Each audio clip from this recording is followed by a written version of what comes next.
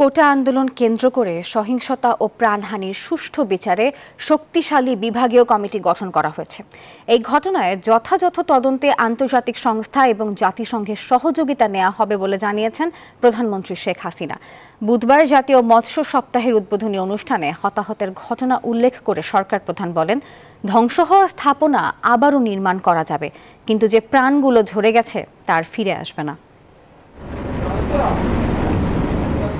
জাতিসংঘের খাদ্য কর্মসূচির হিসেব অনুযায়ী বিশ্বের সবচেয়ে বেশি ইলিশ উৎপাদন হয় বাংলাদেশে, আর অভ্যন্তরীণ ক্ষুদ্র জলাশয়ের মাছ উৎপাদনের তালিকায় বাংলাদেশের অবস্থান দ্বিতীয়। বিশ্বের বিভিন্ন দেশে মাছ রপ্তানি করে আয় বাড়াতে চায় সরকার। এ লক্ষ্যে প্রতি বছর পালন করা হয় জাতীয় মৎস্য সপ্তাহ।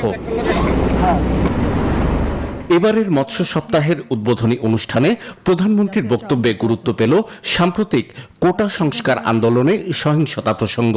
প্রধানমন্ত্রী বলেন, সহিংসতায় যারা স্বজন হারিয়েছে তারা ন্যায় বিচার পাবেন। আমরা জুডিশিয়াল কমিটি গঠন করে দিয়েছি। আমরা একজন জজ সাহেবকে দিয়ে করেছিলাম, সেখানে আমি বলেছি আরও দুজন লোকবল বৃদ্ধি করে দিয়ে এবং তার তদন্তের পরিধি বাড়ানো। সেই সঙ্গে আমরা জাতিসংঘের কাছে আবেদন করেছি।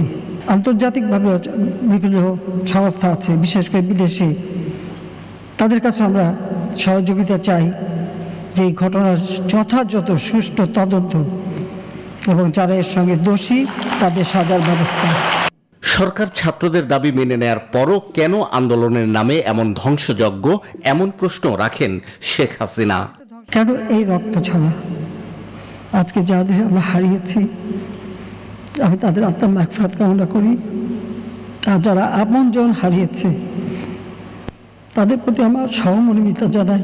কোনো স্থাপনা ধ্বংস করেছে, স্থাপনা যেগুলি ধ্বংস করেছে সেগুলি তো পুনর্গঠন করা যাবে, কিন্তু যে প্রাণগুলি ঝরে গেল সেগুলি তো আমরা ফিরে পাবো না।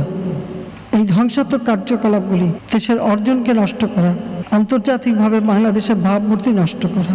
কে কি অর্জন করলো সেটাই আমার প্রশ্ন। সেটা বিচারের ভার আমি আপনাদের কাছে, দেশবাসীর কাছেই দিচ্ছি। এর আগে মৎস্য সপ্তাহ উপলক্ষে মাছ চাষে সফলতা অর্জনকারী 22 ব্যক্তি ও প্রতিষ্ঠানকে পদক তুলে দেন প্রধানমন্ত্রী শেখ হাসিনা।